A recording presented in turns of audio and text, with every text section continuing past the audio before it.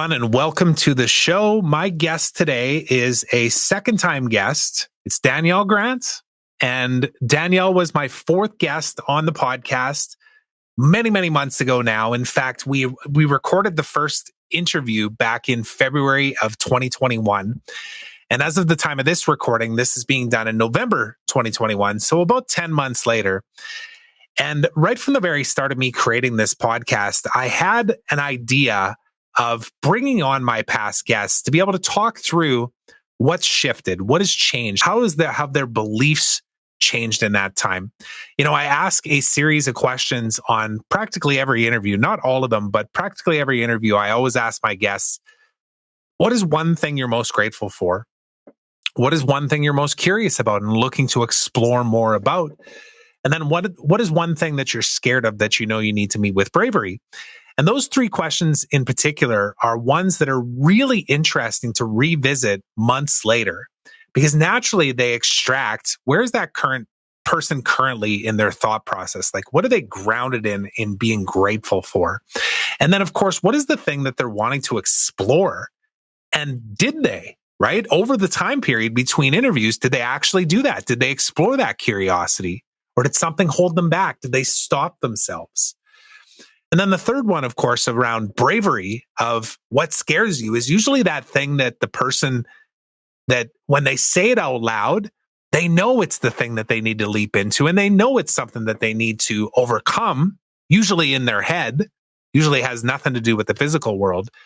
But what happened? Did they do it? Did they take the leap? Did they trust in the process that everything would happen for them and not to them? What's the story? And that's really one of the underlying pieces of why I created this podcast, is to see that evolution in people.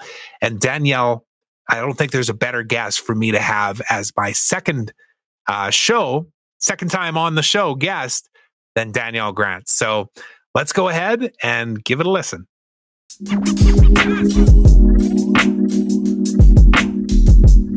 Hello, Danielle. Welcome to my podcast again. You are my first repeat Trevor. guest. Yeah. Yay! Thank you for having me on a second time. I'm excited. I know. Well, the first time that we spoke was now like 10 months ago, right? It was back in February.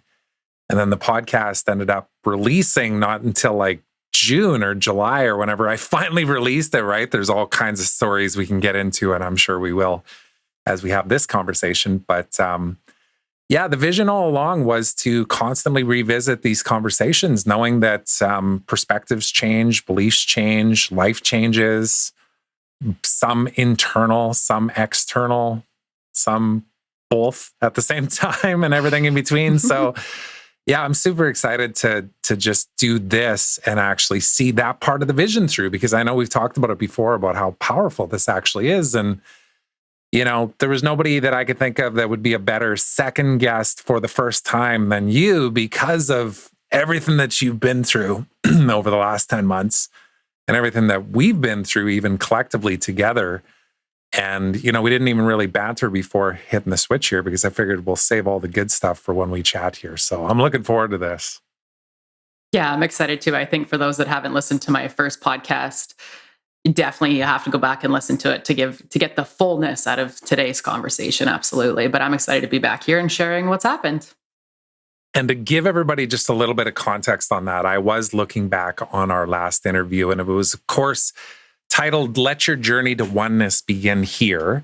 And then I put on the thumbnail, "Everything is Energy."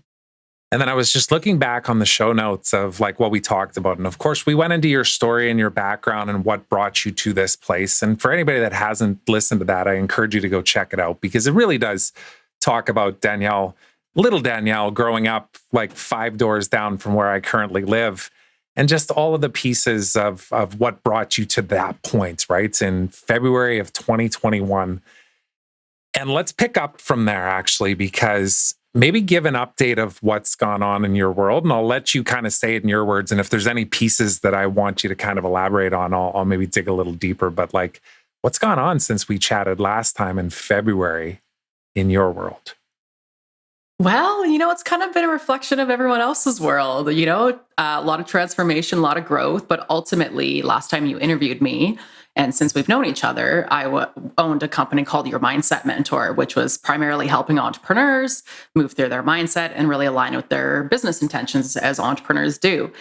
But right after that podcast interview, and at that time of that podcast interview, I was actually moving into a new phase in Your Mindset Mentor where I had spent quite a few years building out my products and testing them and seeing what I wanted to do with that business. And I was about to release that. I was about to put some money into ads. I was about to leverage YouTube. And it was really just the next level of Your Mindset Mentor.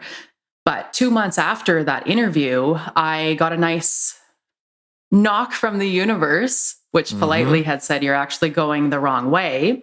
And I have since actually dissolved Your Mindset Mentor to ascend part of it into a greater purpose and greater mission, which we'll get into today.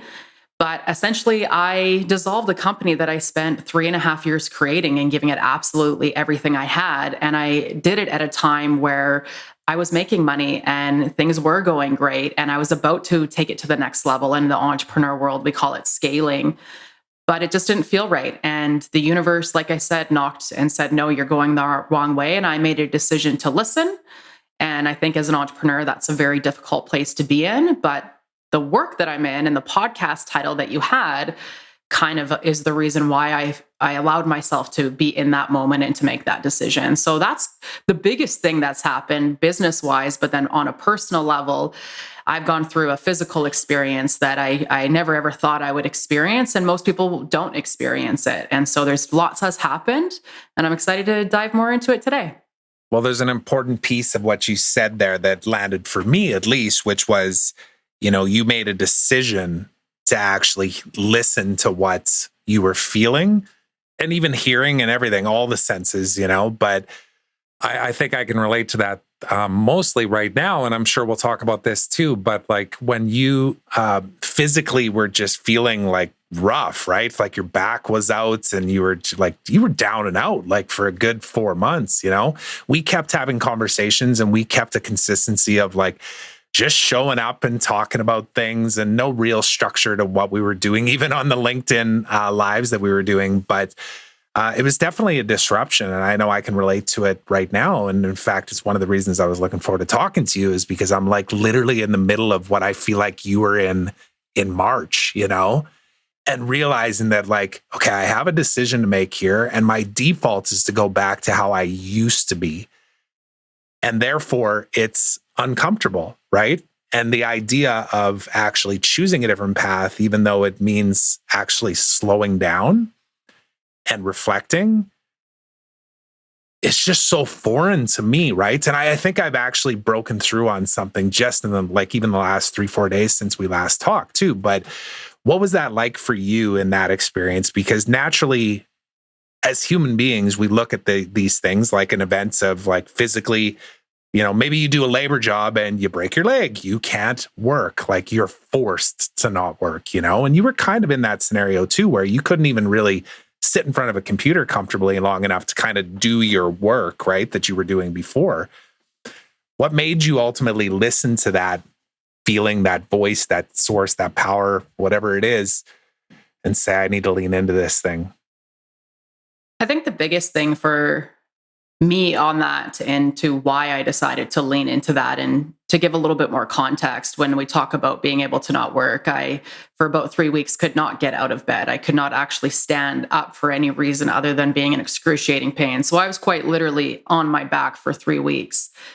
And that was kind of the moment where I realized everything I'd come to learn about spirituality and consciousness and ascension and the awakening and just the growth of the human self in the spiritual journey is that there comes a moment where you have to surrender.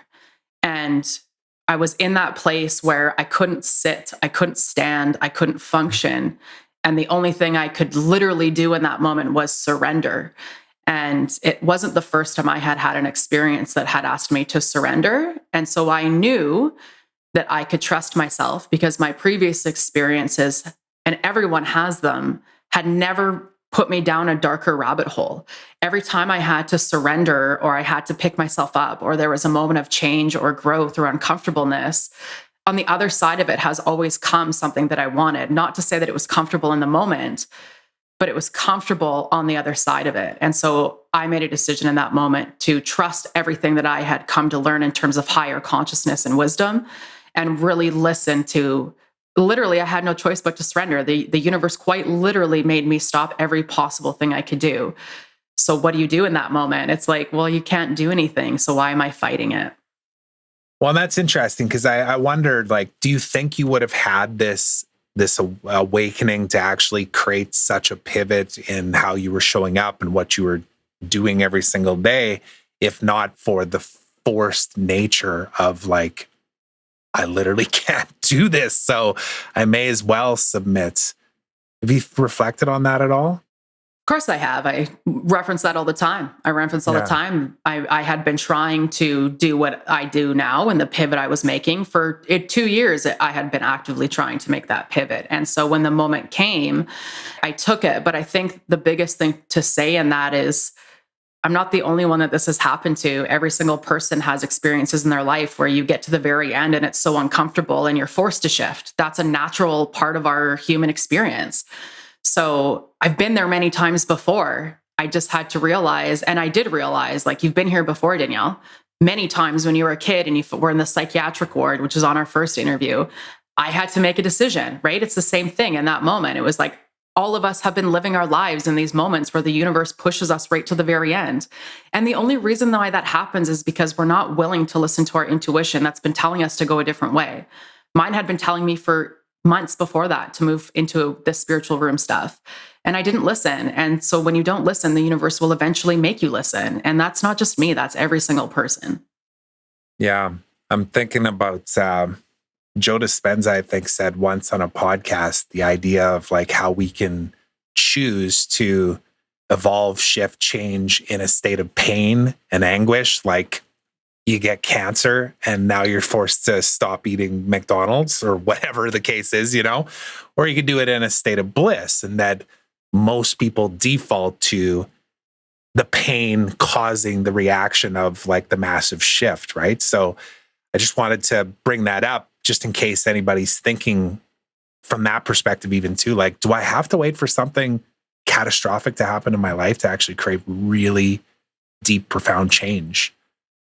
That thought, I love Joe Dispenza for that thought, but to anyone listening, that thought can only, someone who is awakened to higher wisdom can only actually stand in that understanding of it doesn't always need to be negative, it can be positive, because without that awareness, you don't understand that you can create from that place. So I'm glad that you said that, because it's not always negative, but that blissful state that you can navigate those experiences from are only available to people that are awake and have awareness.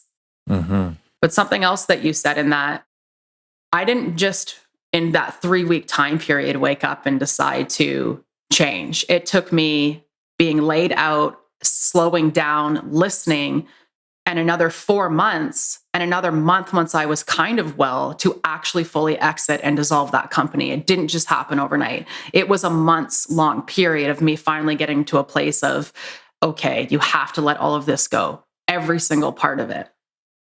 Where do you think the hesitation was for you?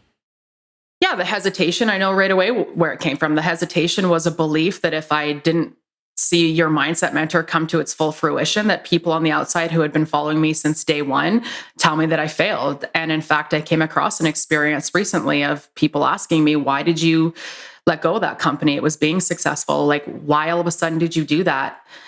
And what was interesting for me was traditionally, that was my biggest fear. That was the thing that held me, was what if people question it? What if people ask me? And it was in that moment, I was so neutral and I was so confident in my answer that I knew that I had moved beyond that limitation, but that was the first limitation I was afraid of. And the universe allowed me an experience to see it again, just to show me how far I had moved. And the universe always does that. If you're not as evolved in that experience as you should be, the universe will continue to show you how you're not. But it will also, just like the conversation of the bliss and Dr. Joe Dispenza, it will also give you an experience that shows you that you have moved beyond it. Mm-hmm.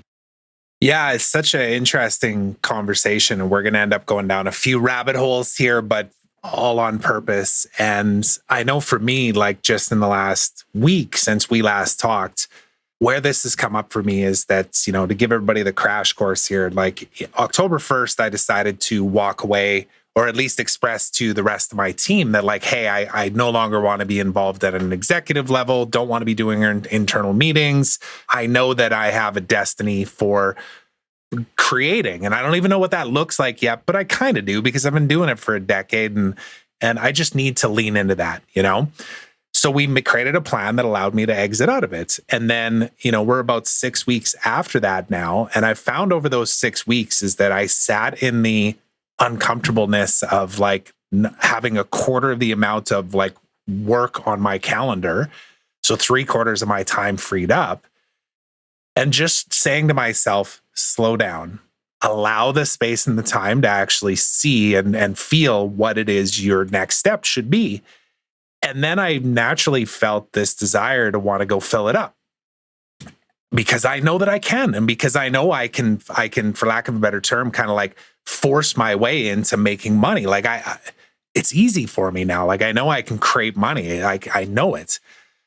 So I started to like fill the gaps and do all these things. And before I knew it, I was like, oh, what am I doing here? Like I'm replacing one thing with the other. And it's the exact same thing because it's comfortable, And most notably about this is like I actually chose to enroll into a leadership program that was going to be like a 6-month thing. And it was going to be fairly intense and time consuming and whatnot. And I didn't tell you this, but I went to one call and it has no reflection on the people that were in there. It had nothing to do with them. But I literally spent 20 minutes in the first call and I was like, I'm not supposed to be here. I don't need to be here right now. And it wasn't from a place of like, oh, I've done this work already. It was more like, you need to slow down and do nothing. And then the anxiety picks up again. It's like, well, what are you trying to tell yourself, Trevor? Like, slow down? What the hell's that going to get me ahead? So I've just been exploring all of this to like try and help myself understand, like, what does it truly mean to slow down and be more reflective and do more meditation and spend more quality time with my kids and just all of the above, and I'm still in it. I'm not going to lie, but I made a choice to bounce from that program immediately after. And it was like, it was like 6 different trigger points that actually led to it. But I'm trusting in the fact that this is actually the path forward. And then it's unlocked a whole bunch of other things and we'll get into it. But for anybody else that maybe hears the word spirituality and maybe has a connotation attached to it or a thought attached to it that isn't like the mainstream of, do you know where I'm going with this? Like spirituality. Oh yeah. Like, sure. The woo-woo stuff, right? What would you say to them as it relates to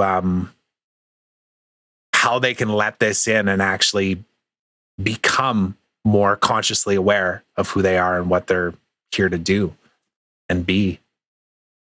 I think my answer to that is kind of in alignment to what spirituality is, which is the understanding of deeper wisdom. And spirituality in the society has become a term that's very loose and also associated with religion, which is why people have a lot of stigma around it.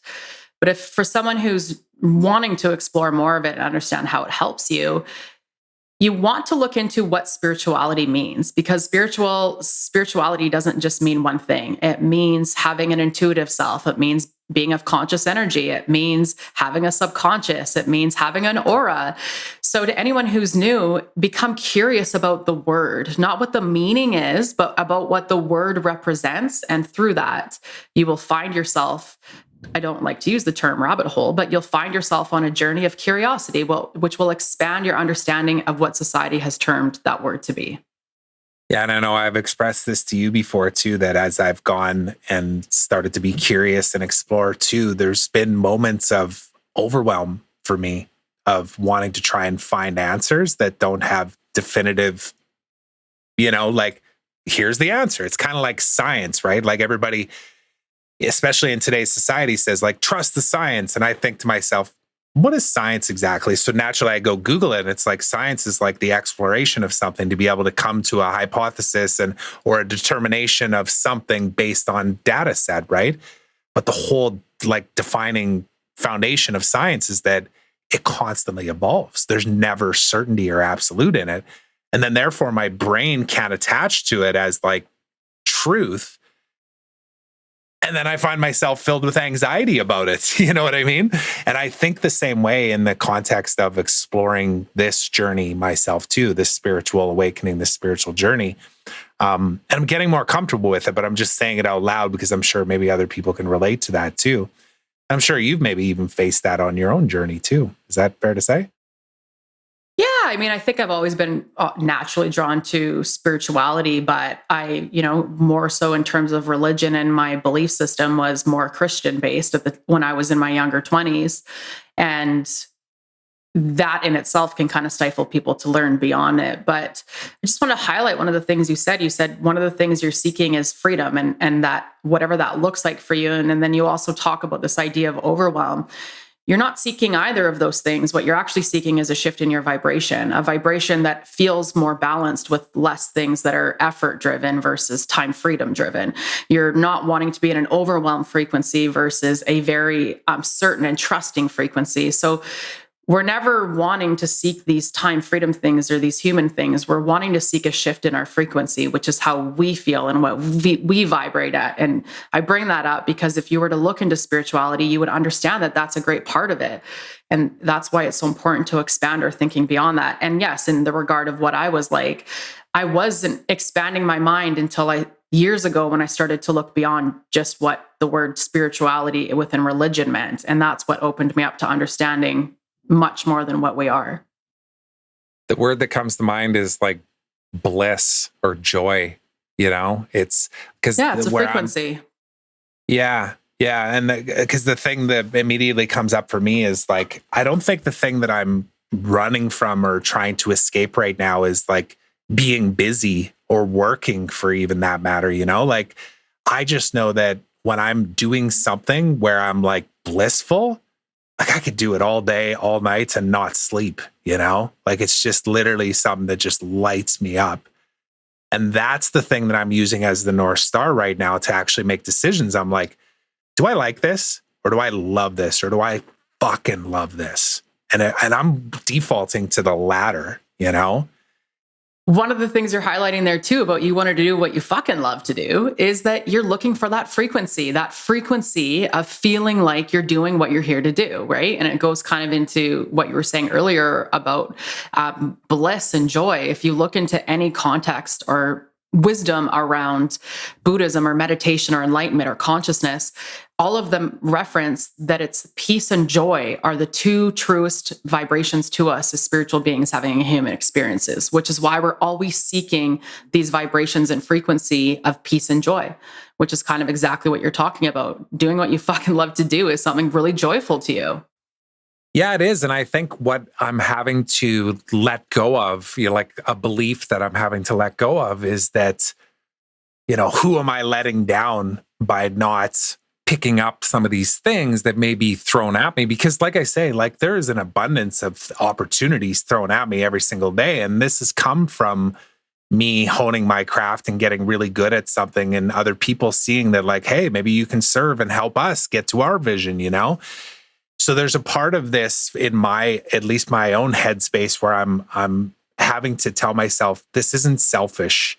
This isn't self-righteous. I think I mentioned that to you in our last call too. And you actually had a really interesting take on like, wait a second. No. Stop saying that word. Like, this is not a self-righteous conversation. You maybe want to allude to that because that's real and alive for me right now, where I'm just thinking like, oh, who am I letting down by saying no to all of these things?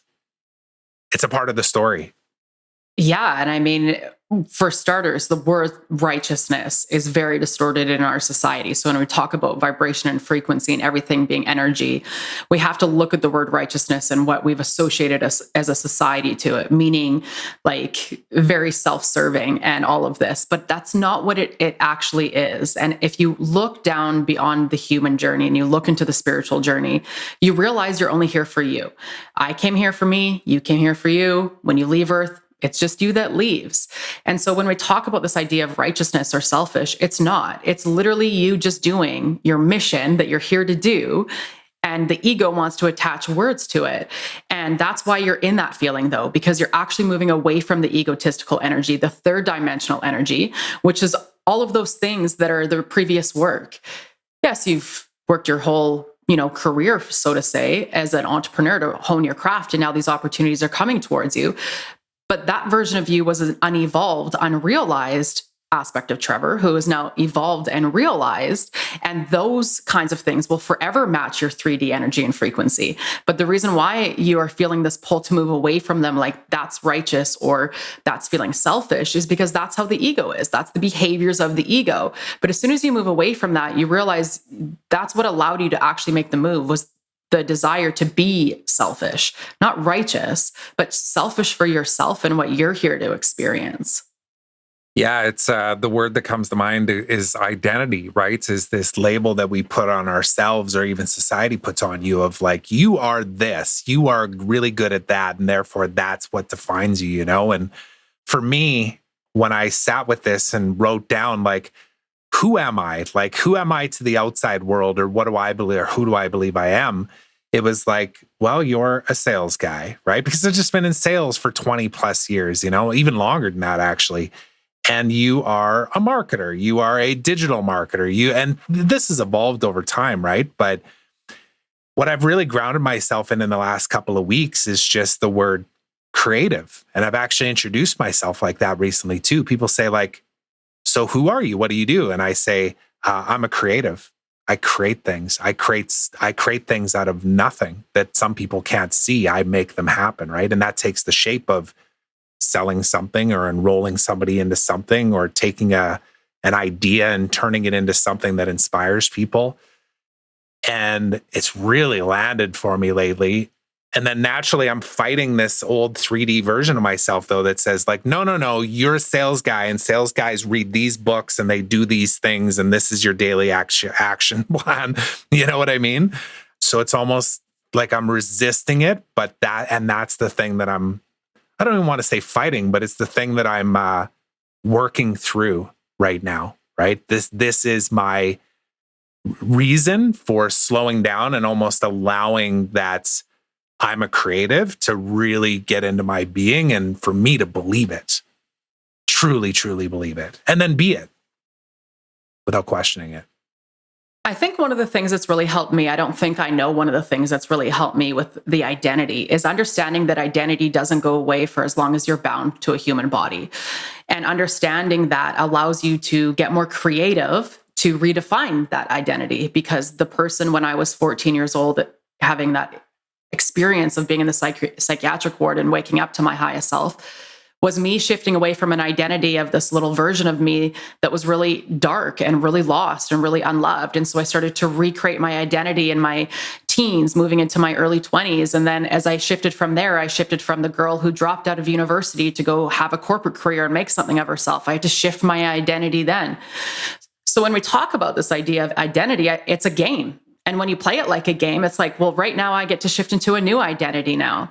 And how do I do that for myself?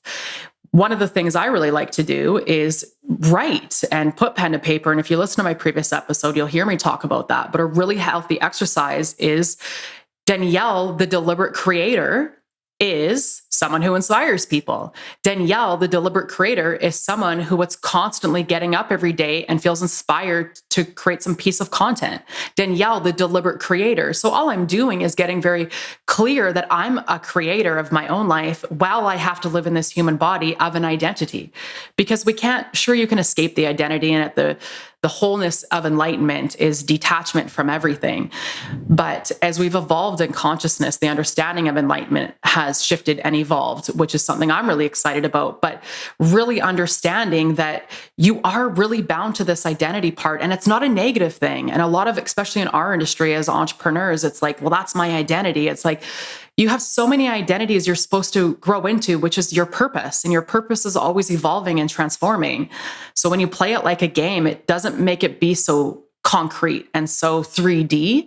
It's more, how do I play in this new level that I'm in? And how do I recreate the identity for this deliberate creator of this reality right now? I don't think enough people do that. Not enough people play the game of changing their identity.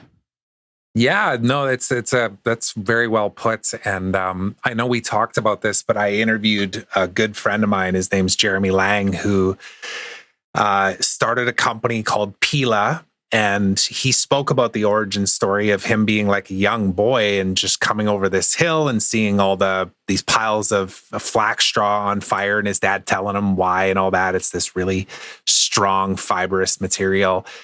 And all the way up through like his son digging in the dirt in Hawaii and finding little pieces of plastic. And then he created this company that basically had a mission of like replacing plastic products. And now they've launched a product that called the Lomi that sits on your countertop. And God, I always forget the terminology for this. What is it, like when you put your food scraps and stuff in? What's the name of that again?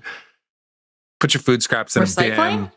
No, like when you put your food scraps in a bin and there you go, compost. Yeah, so it's like an accelerated composter that sits on your counter, and it actually within like 5 hours creates dirt that's nutrient rich that has no smell to it. And when I first saw this, I was like, that's insane. Like I didn't even think that was humanly possible, and they're creating this. He started it, and now he is identified amongst their leadership team as the heart. He's the heart, you know? They have the brain, they have the muscle too, and these guys collectively like have built this company. And yet Jeremy has these internal conversations, this identity that says, well, I'm the heart, but now I'm no longer involved in the day-to-days, so therefore I've lost all my worth, you know? That's how he sees it. And then I see him and I'm like, oh, dude, like you don't even see what you have in the journey that you've been through. Like you have the ability to literally take that into any other situation and constantly elevate other people around you too, from nothing to unlimited possibilities, right? But I guess my point is that this is happening. This awakening that's happening right now, I feel like is really accelerating through what society sees as high achievers. Because high achievers, financially, people that have created something of impact, they're constantly wanting to keep leveling up, right? At least that's how I'm feeling. And I know you and I have talked about this lots of like, let's bring more of those people into our world. And I've actually even resisted in the last couple of months of like, well, who am I to bring those people together? But I'm really starting to align with the fact that like, this is so needed. Like those people are out there and they need this space to be around other people that vibrate at that same frequency. There's no other way to explain it other than that is just being around that vibration, you know? And it feels good. It feels, and I don't think you and I could have even had this conversation 2 months ago. Probably not. Probably not. Guaranteed not. Well, let's just keep it in perspective. At the beginning of you and I meeting, you did think what I wanted to talk about was woo-woo because you weren't 100%. Quite awakened to it. Yeah. Right. So this is like a true reflection of Trevor's evolution of a person. You brought me on as the mindset mentor in a 3D capacity, and I was trying to expand that understanding, and you thought I was woo-woo. Not like projecting that on you. I'm just saying like, that's the reality of it. But now people are starting to have these experiences where they're in different conversations. They're getting rid of things that don't serve them. Some relationships aren't working. And it's because people are turning on. And so anyone listening to this that maybe is new to this information, like it's totally normal. I was there 2 years ago, right? It's so normal. So just in context of us not being able to have this conversation 2 months ago, 3 years ago, we couldn't have this. I was trying to have this conversation, but you weren't ready. And that also just talks about people having to be ready. Yeah, and I think it's, I can only relate this to my own personal feelings of this. And I'm glad that you're here to kind of translate this, because it kind of speaks to like what you've stepped into, is to be able to identify it, put words to it, and have somebody go, oh, yeah, me too. But it's just a feeling now. Like I know, like I'm so consciously aware now when I'm working with clients, for example, and we're talking through the practicality of like how they can actually get their message and their story and their voice heard and be heard and be seen, and all these like deep down human things that we need, because we're all wounded children inside, we need that acknowledgement, and that there is a path, and it makes total sense. I'm seeing so much resistance to it. People just saying like overthinking, second guessing themselves, not wanting to put that out into the world for the fear of either hearing no or having people judge them. And I'm seeing it now, and I'm just very conscious of it, of like, you're not ready. You're not ready. And I can't spend time with people that aren't ready right now, And that's part of the no for me, is that I've long thought that I could like drag people up the hill with me. And now it's landed for me of like, no, I have to actually go and be this so that I attract those people to me. And it's not to say those people in particular, that there's anything wrong with them or they're broken or whatever. It's just in order for me to get them to come to the same elevated state that I'm at, they have to see me being it relentlessly and unwaveringly. Is that a word? I think so. Unwavering. And that was a major shift for me though, too, because I thought, with experience of coaching and how to actually get people to see things from a different perspective and believe a different belief, that you could actually, I don't want to say manipulate, but almost like strategically guide somebody down a journey of that, and never thought that it was actually like how I showed up. But it's shifted for me recently. It's like, I know that if I say no to certain things, or I create boundaries on things and say that doesn't fill my soul and I'm not going to do it, that people that hear that and see it, some of them are going to go, oh, that's not what I want. And others are going to go, oh my God, thank God I found you. And I have other people around me that think and feel the same way. That's what it feels like to me. Yeah. Yeah. And I kind of want to bring this up because something you and I have been talking about over the last little while is this disease that we see in the entrepreneurial space. Is we're both entrepreneurs and we both coach entrepreneurs and worked in that space. It's so important who we surround ourselves with, because I am not any better than anyone. I'm just on my own personal journey, and my own personal journey has offered me whatever it's offered me. But one of the greatest things for our working relationship between the two of us is you've seen someone go through things and make decisions and get rid of things that weren't aligned, and to shut things down that weren't, like, who shuts down a successful company all of a sudden? Well, it wasn't in alignment, but you are doing similar things in your life because you're seeing someone do it. And I bring up this disease in the entrepreneur space because so many people are following people, but are they the people that are expanding the way that you want to? Are they the people that are challenging themselves like the way that you want to? Or are they these people that have achieved a certain level of success and aren't really growing that much anymore, and they're just trying to sell you a product? But who we surround ourselves with is the determining factor to our expansion. Because again, going back to understanding spirituality, it's frequency and vibration at the root of it is what you will find out. And that's really why it matters who we hang out with. And so a lot of your growth over the last little while has come from seeing someone else being willing to do it, regardless of what the outcome. Did I feel comfortable making that decision? Fuck no. Was I scared shitless and struggled day in and day out? Yeah, I was losing sleep. I was waking up in hot sweats. Like, shit was crazy. Literally, for the last 3 months, shit's been crazy. And here I am putting on this strong face that, like, I let go of a successful company, and I'm balls to the walls getting this other company, and I'm scared shitless. Is it going to work? What are people going to think? Like, all this is still going on, but all I know is that every day I'm just here to expand. Every day I'm here to walk a little bit closer. Every day is going to be something different. One day it's going to be really great. One day it's going to be full of lessons, but I'm willing to just expand every day. And I commend you so much because you're willing to be like, oh, well, she's doing something. Why don't I just try it? Oh, it feels uncomfortable, but she's kind of doing it. So let me just keep going that way. But that's the benefit in having a community and having someone that's helping you expand, because that's ultimately what you're seeking when you're hiring all those other coaches and investing in all those other programs, is expansion of your business or self or abundance. Yeah, absolutely. And I know I pinged you just the other day because I had something hit me where I was like, I'm a creator, and part of creation is actually documenting a journey and then putting it out into the world. And this is something that I know that I'm destined to do, and I'm going to do it, and whether we call it an entrepreneurial disease or an epidemic or whatever, there's a lot of ways to translate that into a way that will really land for people. And there's so many tied in pieces and stories to this, from COVID to politics and all of the surfacey things that we see, where we see like fear and anger and just all this accelerated noise, right? But just to ground people, and I haven't mentioned this to you, but I had a great chat with Nick Cavuto the other day, who is also somebody I've had in my podcast, and he told me a few stats. He said there's 1 million people a month that are quitting their jobs in the United States right now. So I was like, is that true? So I went and Googled it. I was like, oh my God, it's actually 4 million people. For the last 6 months, there's been 4 million people a month retire or like quitting their jobs and either, naturally just defaulting into the next job, looking for the next best thing. Grass is greener, right? Like there's a lot of people that are just going to kind of like flop into the next thing, but they're doing it on purpose because the companies that are going to enable them to work from home is an obvious one, right? But I think a lot of it comes back to the fact that like when people were able to spend time at home, they were able to sit sometimes uncomfortably and go, what do I want? Like, what do I really, and why am I here? And what's feeding my soul?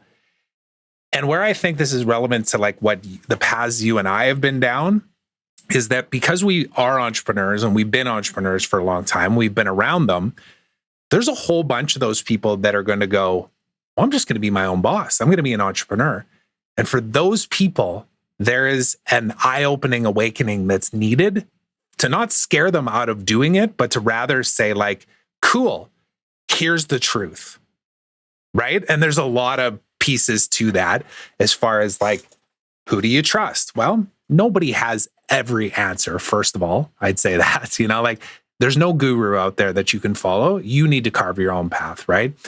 But the thought of like how much fear, I see it in my clients all the time, the ones I currently work with, there's so much rooted fear that has nothing to do with reality of what's present right now. It has everything to do with what they're holding on to from their past. And nobody talks about this stuff. Or if they do, it's not being talked about enough. And without that being in the space, there's going to be a lot of pain, a lot of hurt, a lot of failure, And there's a lot of good things that can come out of that too. Don't get me wrong. But I feel a calling to tell that story. And it's people like you that I've had in my world that have helped me see things differently, or like just a conversation like we had last week where you're like, do you see the pattern of what you're doing here? And I'm like, well, what do you mean? Right? Like you're just pointing out the obvious that I just can't see. Because I'm open to it, I'm able to take it in without feeling hurt or wrong, but rather to just go, what truth is there to that? What am I not seeing here? And then make quicker pivots, So yeah, I'm excited about it too. Like I think we have a bigger purpose in what we're doing here, and what you've started here now and continue to show up and just do every single day in your way of being with the spiritual room. And I'd love for you to talk about it now, is a part of that. It's actually the new entrepreneurial Bible of how to be. Forget about the tactics of building a business. That's the easy shit. People don't get that. That's actually the easy part. It's the being is the part that people need to really lean into. Well, I even think about that. I don't know 3 years ago that I could have seen the Spiritual Room, which is my new company and that I collaborate with. I thought I was all in on Your Mindset Mentor. But when I started to realize that wasn't, and I was running into resistance in Your Mindset Mentor, not that it wasn't working, but I was going the wrong way. I was coaching on things that other people wanted me to coach on because no one believed in what I was doing. And so I went that way, and then I went the other way. But that journey, I just thought about this week, let me actually rephrase that. I started a Pinterest account under Your Mindset Mentor 3.5 years ago, and I had never really touched it since. I just let it do its thing. And out of all of the boards that I had on there, I only had 3 that were spiritual based and 1 that was called spirituality. And it had kind of everything that I knew about spirituality under that one board. Recently, I went to create the new Pinterest board for the spiritual room, and I went from 3 spiritual boards to 35, all in the context of spirituality. And I just said to my partner this morning, for the last 3.5 years, I knew that I wasn't building the be all end all business about 2 years ago. But what I didn't realize was that 3.5 years of me trying to build that business and succeeding and moving through fear and not listening to the naysayers and moving through doubt and changing beliefs and having chakra upgrades and healing crises and the whole thing was actually me getting ready for this business today, which is now ready for the world of this great awakening, which started 2 years ago at the beginning of COVID. But leading up to that, your mindset mentor journey allowed me to personally go through more experiences of the spiritual stuff I wanted to teach on now today. But I would never have been able to have that awareness or that wisdom if I didn't have that experience I just had. And I'm sharing that because, one, if you're a new entrepreneur, yes, you have to go through that uncomfortable thing. If it was the most challenging and growth experience I've ever had, and I've had a few. But also beyond that, when you asked me at the beginning, how did I know and so certain to surrender to what I was experiencing and make the decision to dissolve your mindset mentor? I realized it was just a stepping stone in my evolution of a spiritual being, and I can't take my business with me when I go. But in hindsight, every single thing that happened for me, and you'll see the same in your journey, led you to where you are today, to now what you want to create, because your awareness is different because of the experience that you had.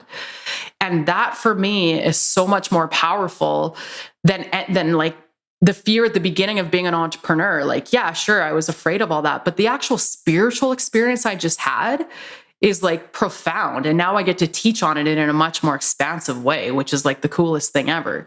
So when we talk about the spiritual room and entrepreneurs and needing to pivot and belief and stuff, it's like, this has been 4 years. In fact, my whole life of me leading up to finally being ready for this and the world finally being ready for it. So we just never know when the timing is. We never know what the experience is, but always when we look back, the experience was exactly how it needed to happen. Yeah. And I think on the last point that you just made there too, like,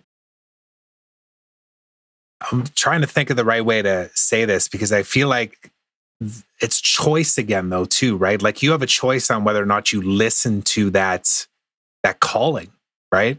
You could very easily hear that same thing or that have that feeling of what you've gone through in the 4 years and like the reflecting on it and everything and still choose a different path. You could still choose I don't want to say a safer path because it's quite frankly not. Like that's the language I used to use 2 weeks ago.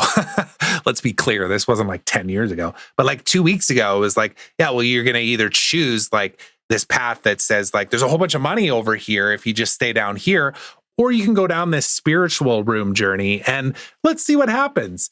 And instead it's like and both, you know, it's like, and you choose this path that's actually easy and feels just like it's meant to be, like it's what you're supposed to be doing. And there's financial abundance that comes with it because it does get to be both, you know?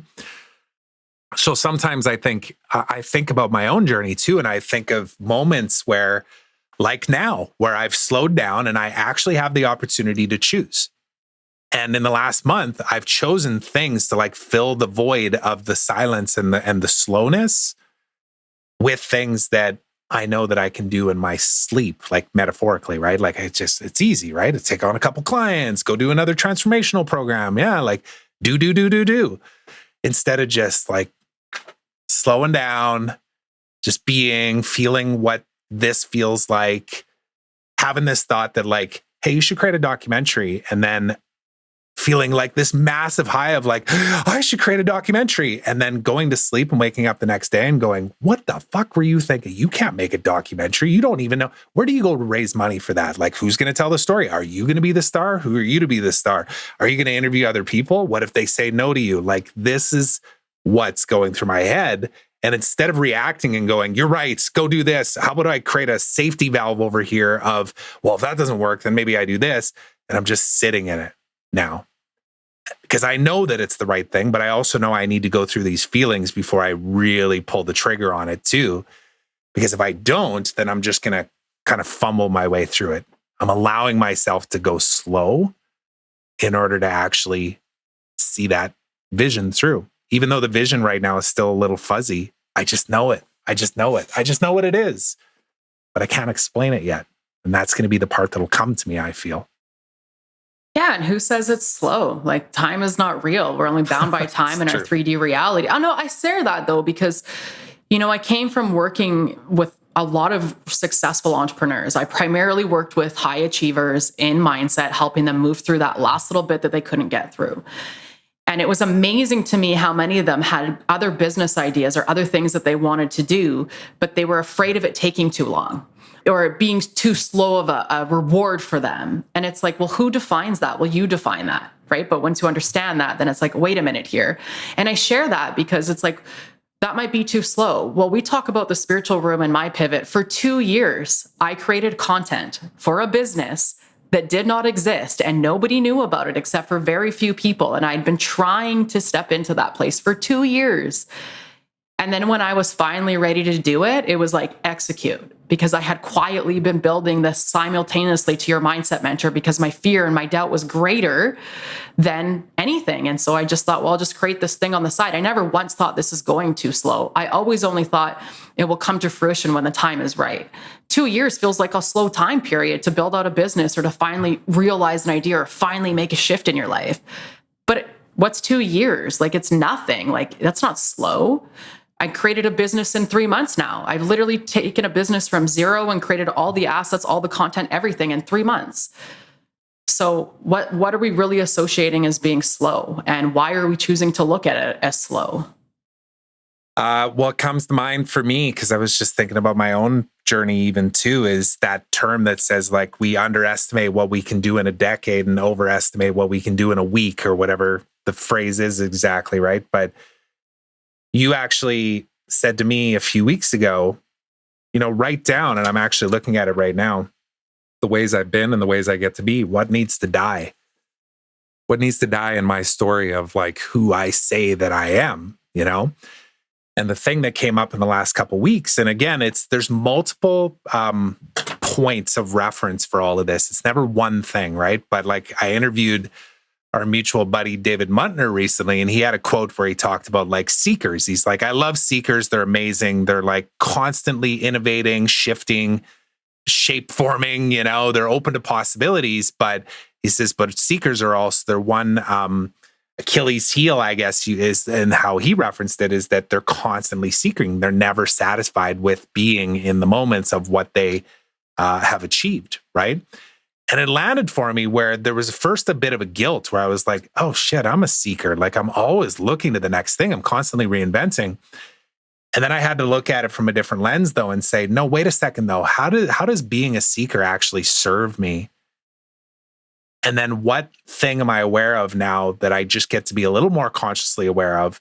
And it was so obvious to me. It was just like, just enjoy the seeking moments. Like, don't stop being a seeker. Like, this is actually what makes up my DNA, is that I am constantly seeking and I'm always looking for constant elevation. And I crave the uncomfortableness of the next level.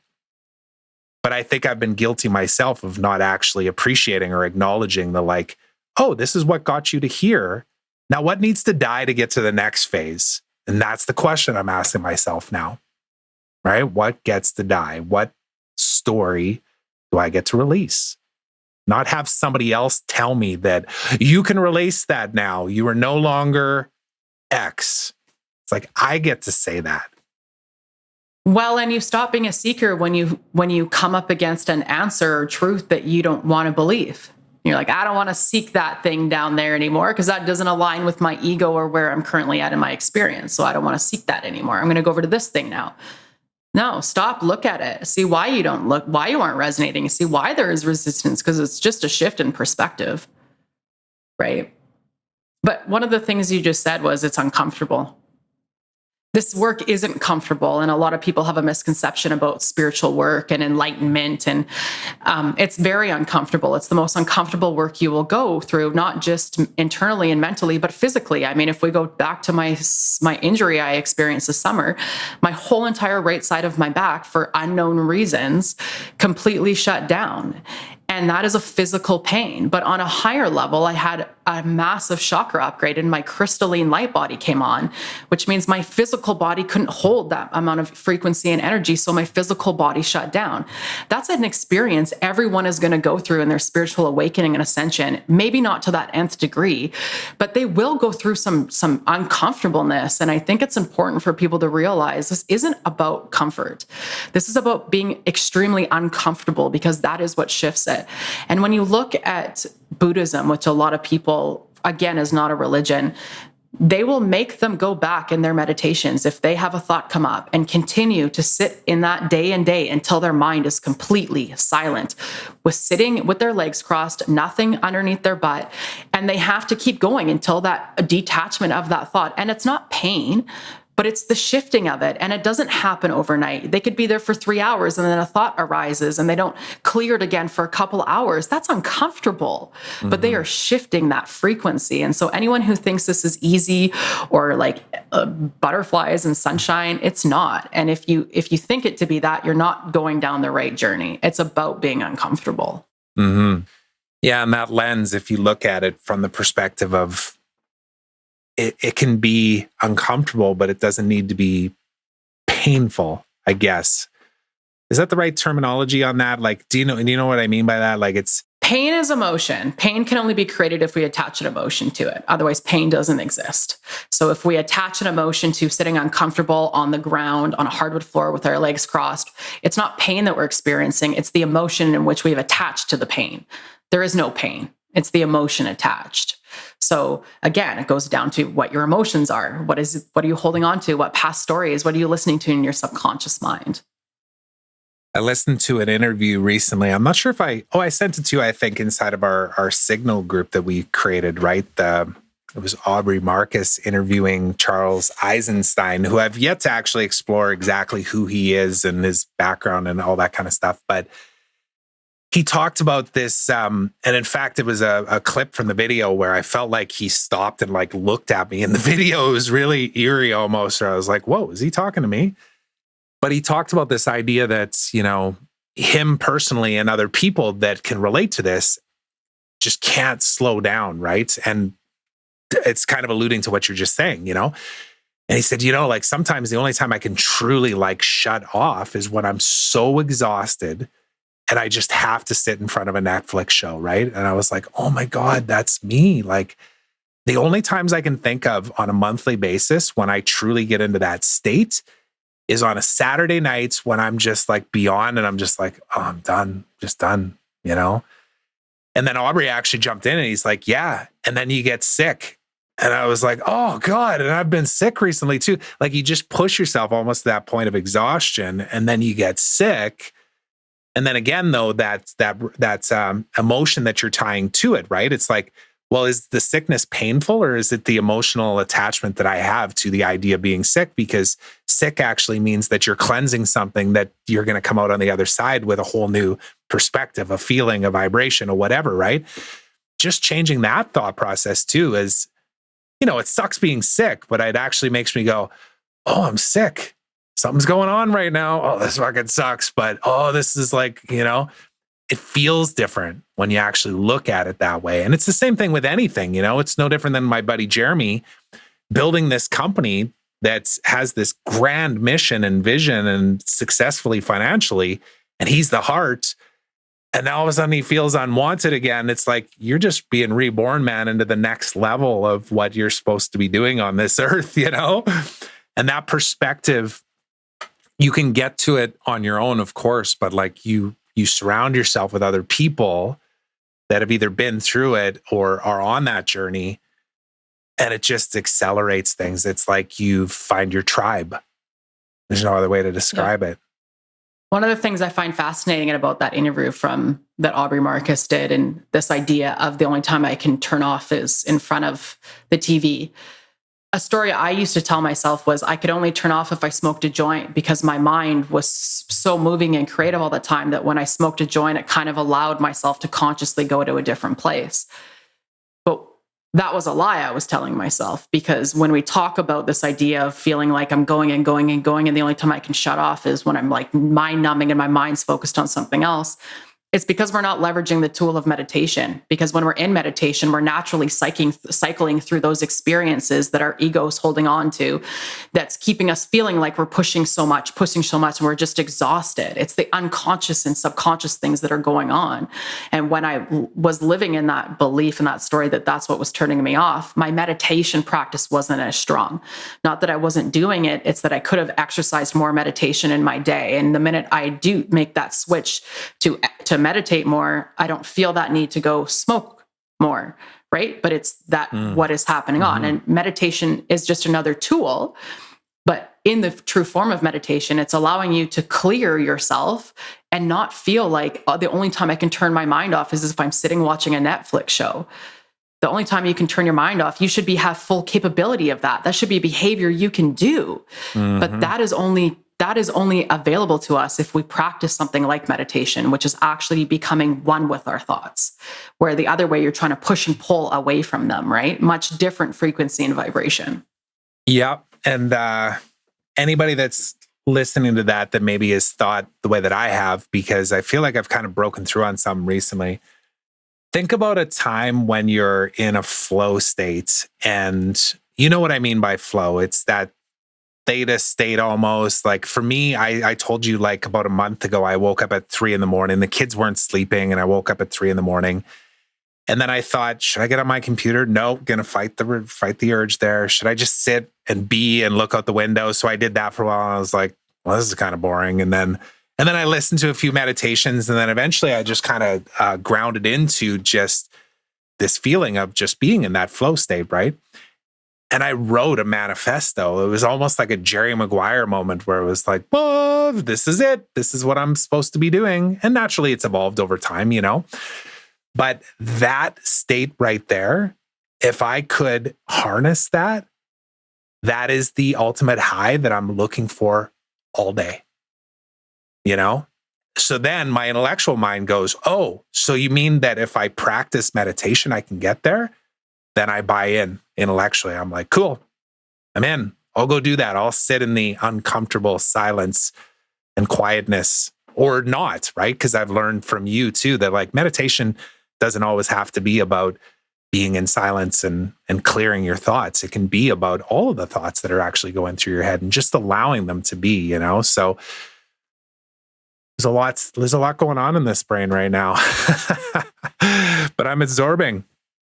Well, anyone listening to this too, I mean, you're hearing your evolution and your awakening, not only in this episode, but in the episodes that you've been recording, which is one of the reasons why you had a resistance, you stalled out, you didn't start it till you did. Now the conversations are different. The consciousness shift on energies or on earth is different. Everything's different to that. But I just want to highlight that. But I want to show you and anyone else listening to this how that frequency shift happens. And something I learned from Wayne Dyer was when you get up between 2 and 4 in the morning and you're naturally up, that's your highest self asking you to wake up because it has a message to deliver.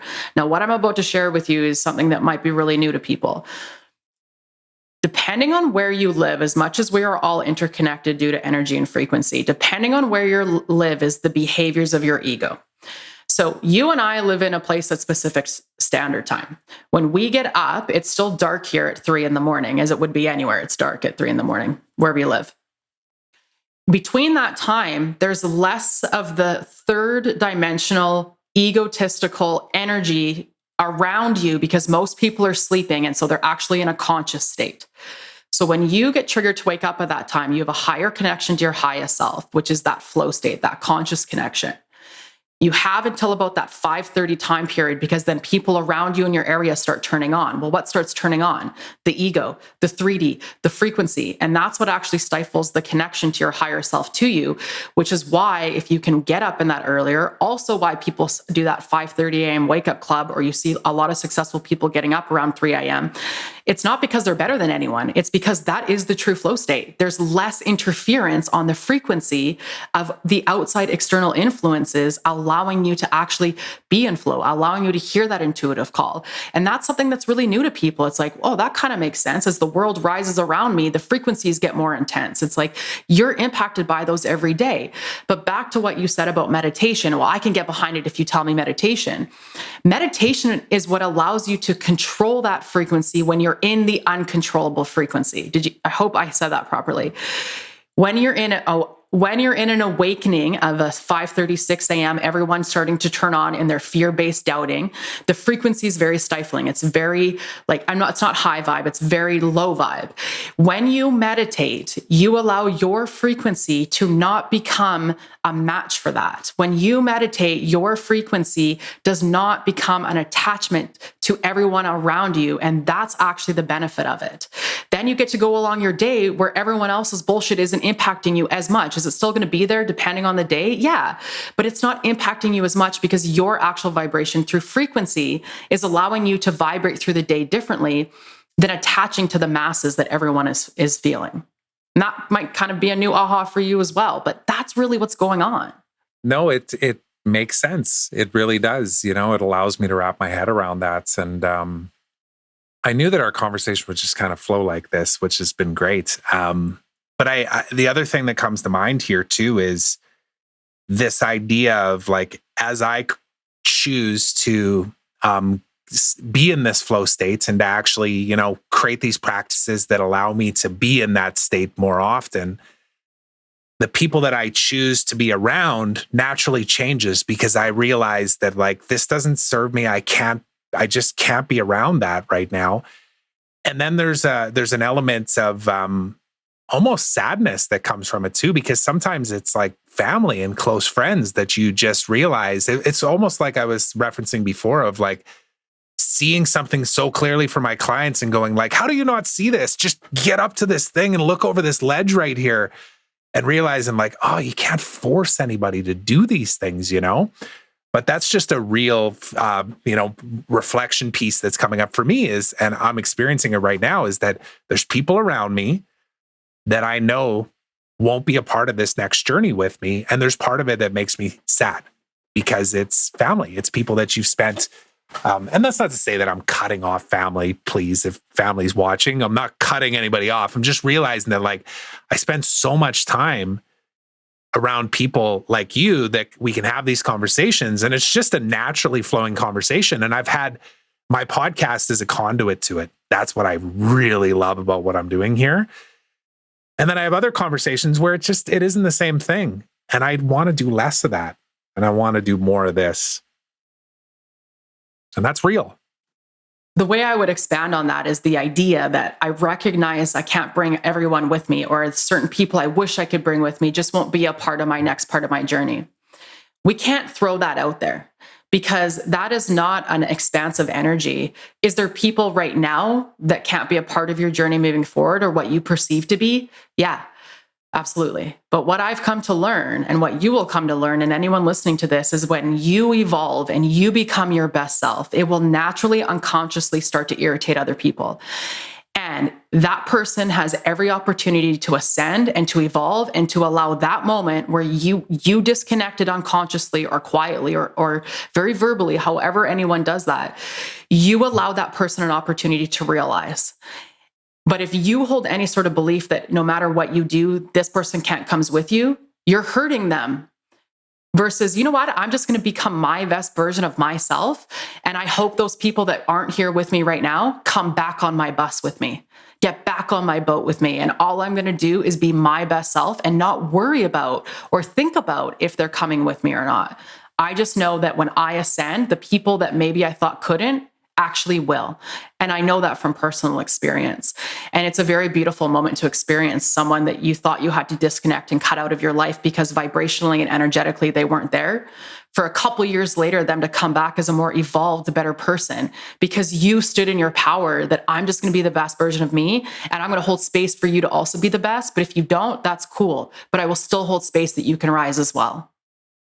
That's super helpful to hear you say that out loud. And it actually ties into the one other thing I was going to mention about that interview that we both listened to that Aubrey did with Charles Eisenstein.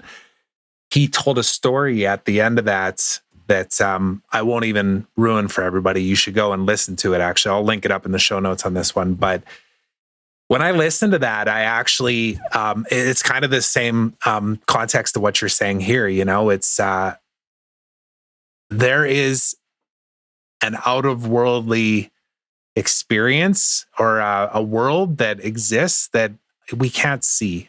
There's something where that you're a part of or you're from that space, And when you come into this human world, it's going to be messy and met with resistance and all these things. And I've resisted that for the sake of just wanting to be like everybody else and fit in and not rustle too many feathers. And that was the story I'd tell myself, And now I realized, and that was a piece of like almost the permission, as was what you just said, to just be that greatest version of myself and know that it's going to cause some resistance. It's going to cause some friendships to temporarily or maybe permanently end. But all I can do is just be my truth. And that actually grounds me quite well to go like, okay, I'll lean into this, Whereas me before would be like, don't want to rustle too many feathers. And what do my parents think if I said that out loud in a podcast, And the world that's happening around us is accelerating all of this stuff to basically go, have those conversations, Like it doesn't matter. As soon as you open your mouth about one thing, you're going to have polarizing opinions on both sides. So you may as well lean in and jump into that water now. That's how I'm choosing to see it anyways, Because otherwise you could look at the world right now and just think, what a chaotic shit show. But there's a reason for all of this stuff. It's all happening on purpose. It's an awakening.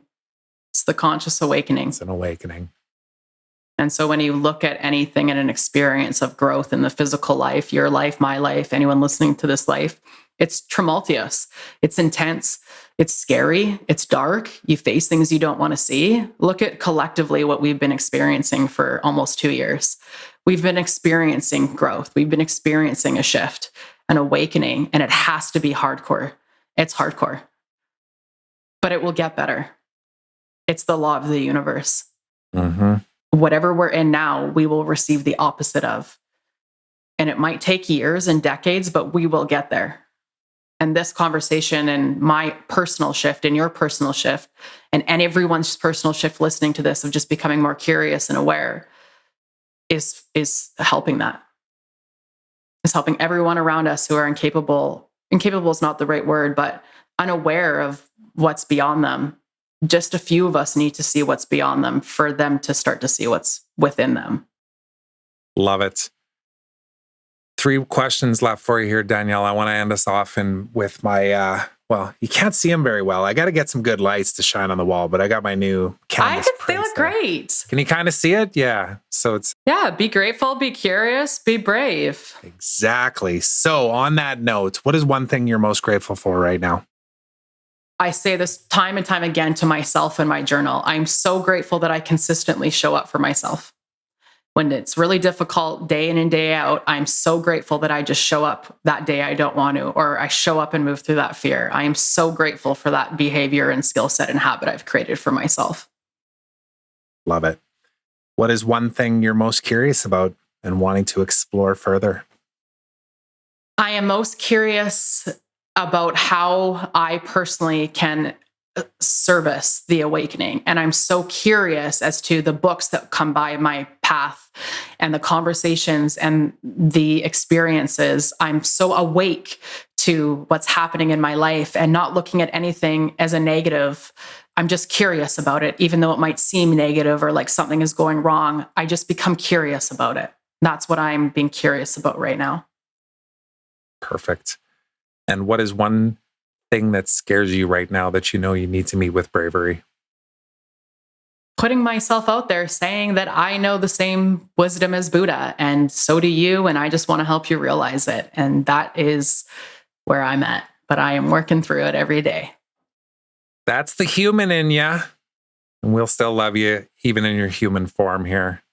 And all of our Because we're all the same at the end of the day, right? We all have the opportunity to ascend into this greatest version of ourselves individually.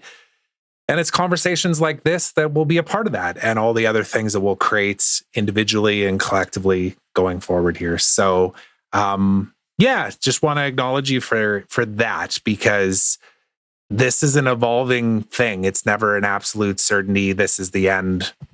This is the fun part, is like, imagine what our conversation is going to be like in 6 months from now. Whew. Yeah. It's going to be fun. I don't think either one of us could have ever realized when we did this in February that I was going to dissolve that company completely and move forward. So a lot can happen in a short time period if you just go for it. Put your blinders on and focus. Absolutely. So on that note, how do people find out about what you're up to now? Because naturally, many of the links that I have in the previous episode are now no longer, which I should support you on. Like, let's get those redirected to your, just the SEO and the 301 redirect side of things. Let me serve you on that stuff. But how can people find you and see what you're up to? So primarily, I'd say on the spiritualroom.co, which is my website, not .com, but .co, as well as on YouTube. I have the Spiritual Room YouTube, which is just rolling out. And I also have a podcast. So the Spiritual Show podcast, which is the podcast that I host for the Spiritual Room. And if anyone wanted to connect with me on an individual level, LinkedIn is still probably the best platform. But I would love for people to start to follow me on the Spiritual Room and see how it serves your awakening and ascension journey on the new earth. Amazing. All right. Well, thanks so much for doing this, Danielle. Can't wait for the next experience transmission that we do together. There's many every single week. So thanks for doing this. Yeah, thanks for having me back on, Trevor. It's been fun. Thanks so much for listening to this episode of The Trevor Turnbull Show. I hope you enjoyed it. And if you did, please consider subscribing on my YouTube channel and on your favorite podcast platform, and leave me a review. I'd love to hear from you. Now, until next time, remember, today is a beautiful day of opportunity. Trust that you're exactly where you're supposed to be right now. So be grateful, be curious, and be brave.